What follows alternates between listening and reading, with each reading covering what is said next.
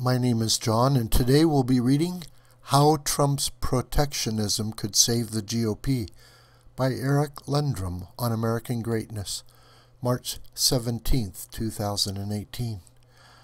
Eric Lendrum is a weekly contributor for the Millennial Review and an occasional contributor for Shield Society. More recently, he has interned for the Young America's Foundation and the Heritage Foundation. While Conservatism, Inc. continues to criticize President Trump's new steel tariffs, its spokesmen appear incurious about the possible positive effects the tariffs may have.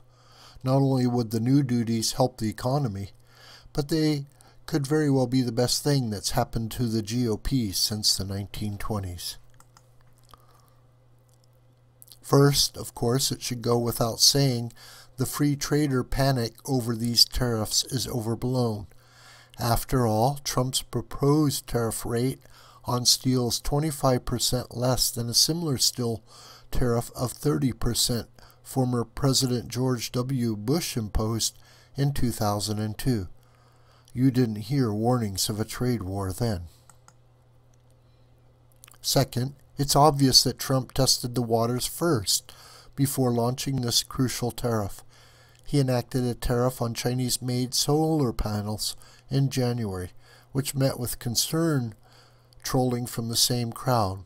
But that tariff resulted in a triumph, as the Chinese company Jinko Solar announced it would build a $410 million plant in Florida and create 800 new American jobs.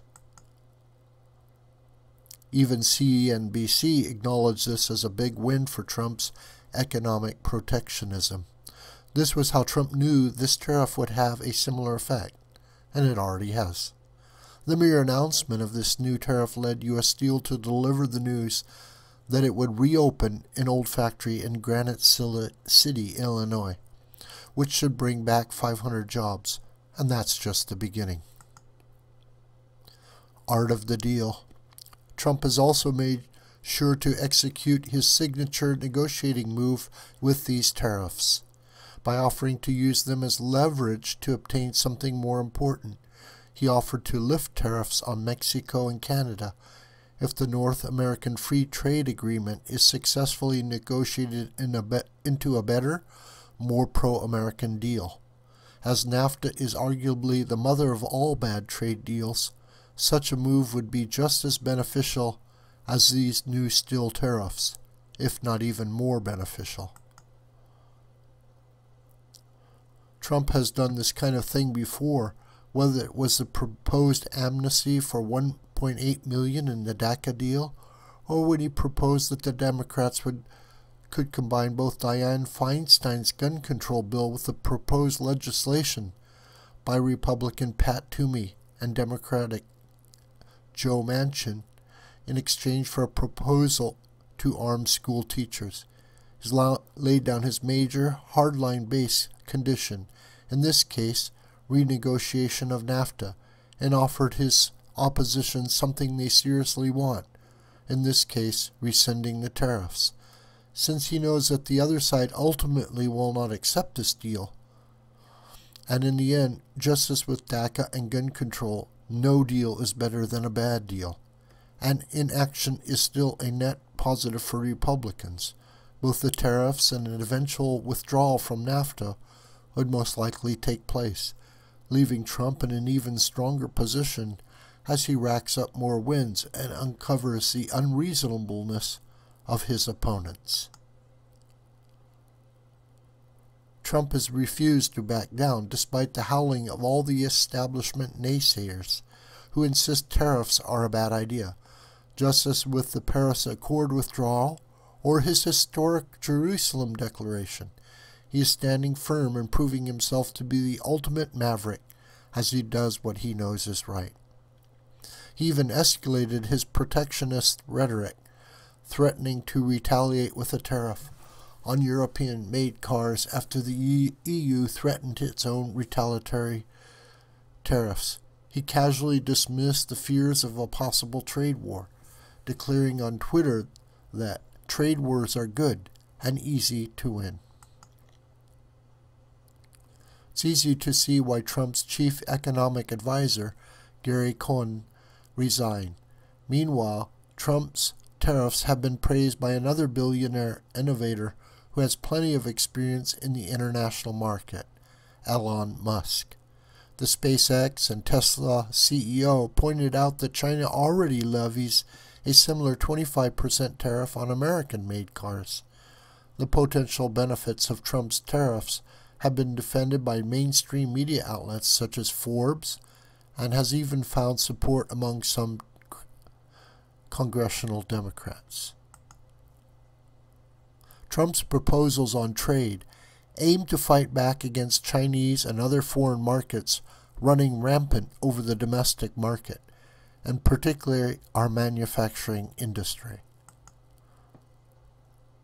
Already his policies are expanding our manufacturing base. In his State of the Union address, Trump pointed out that almost 200,000 new manufacturing jobs have been created since he took office. Even the Washington Post was forced to admit this is true, and stands in stark contrast to the net loss of 16,000 manufacturing jobs in 2016. Bloomberg has similarly reported that U.S. manufacturing industries have expanded at their fastest pace since 2004. Boost the economy, reap electoral benefits. And it should be plain why Trump is zeroing in on this particular issue, and has been doing so ever since he started his campaign.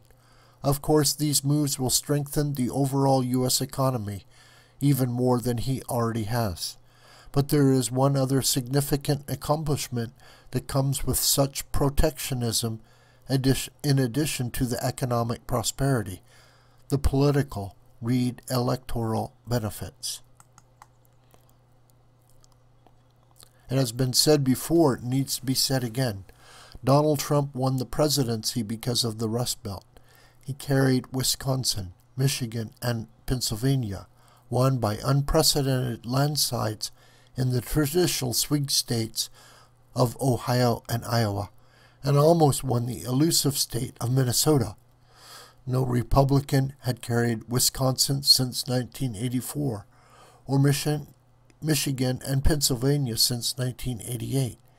His victory in Iowa was the biggest for a Republican since Reagan in 1980, and his victory in Ohio was the largest for any presidential candidate since Bush Sr. in 1988.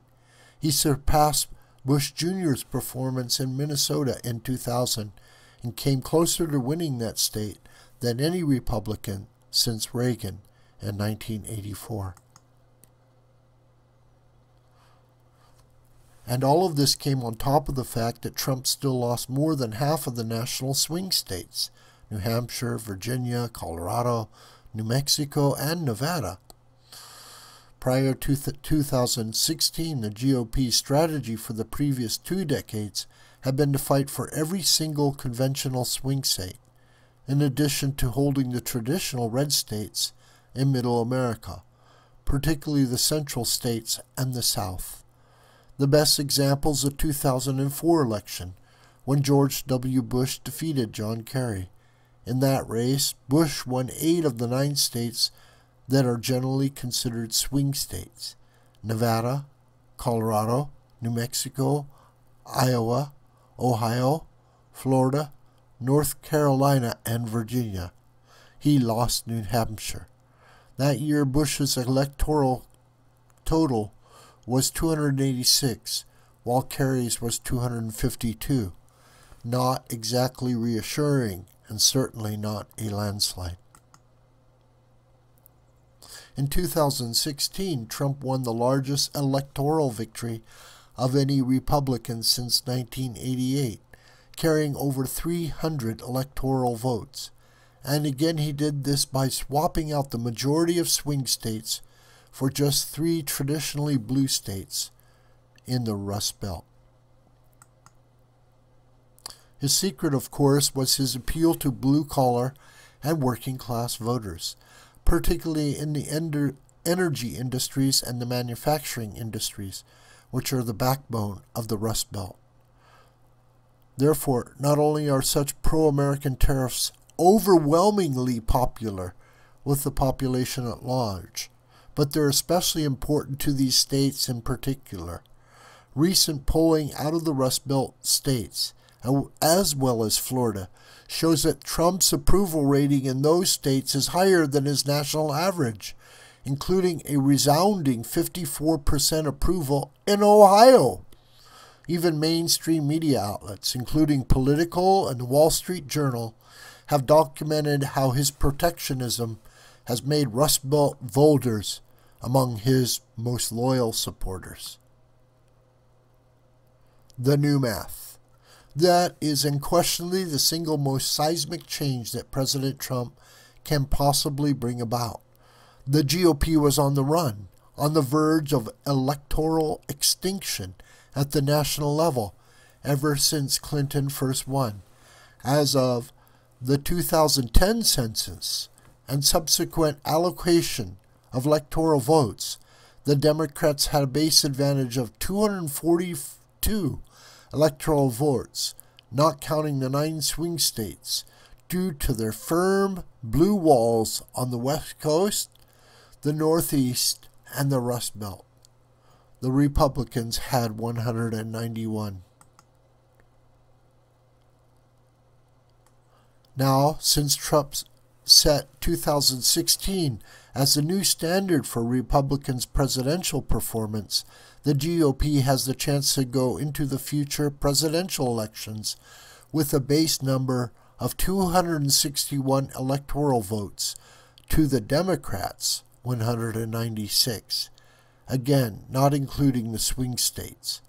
He can change Iowa and Ohio from swing states to safe red states, flip Wisconsin, Michigan, and Pennsylvania from safe blue to reliably red states, and even turn Minnesota from a solid blue to a leaning red state. And if he did add Minnesota to his list of conquests in 2020, then the GOP would have 271 electoral votes right there, even without Florida and North Carolina, at the absolute best.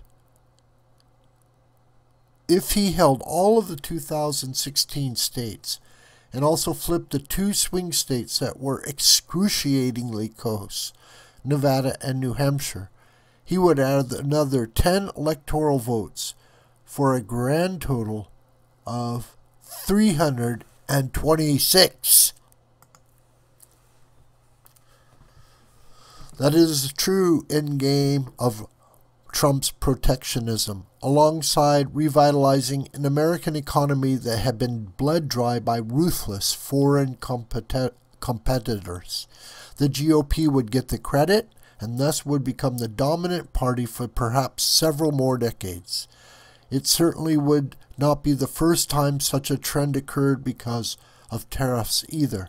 As Pat Buchanan points out, the old right Republican Party, from Lincoln to Coolidge, was a party of tariffs. As a result, the party won 14 out of 18 presidential elections from 1860 to 1928, many of which were landslides, and 12 of the 15 presidents during that time were Republicans. The GOP even scored the largest presidential winning streak of both modern parties during 4 Democratic victories. The only with 6 consecutive victories from 1860 to 1880. The only 4 Democratic victories, Grover Cleveland and Woodrow Wilson both being elected and re-elected, were by close margins, and Wilson only won in 1912 because the Republican Party had split between Teddy Roosevelt and William Howard Taft. So when Trump talks about reclaiming the prosperity of the past rather than settling for Obama's new normal, he isn't just talking about economic prosperity. Maybe that's why Democrats are so desperately pushing for the popular vote to decide presidential elections instead of the electoral vote. They know what's at stake, just as Trump does. This video is a production of School of the White Crane. My name is John Brooker, and you can reach me through commentary on this video or through my Gmail listed here. Please share this video with family and friends and on social media. May God richly bless you.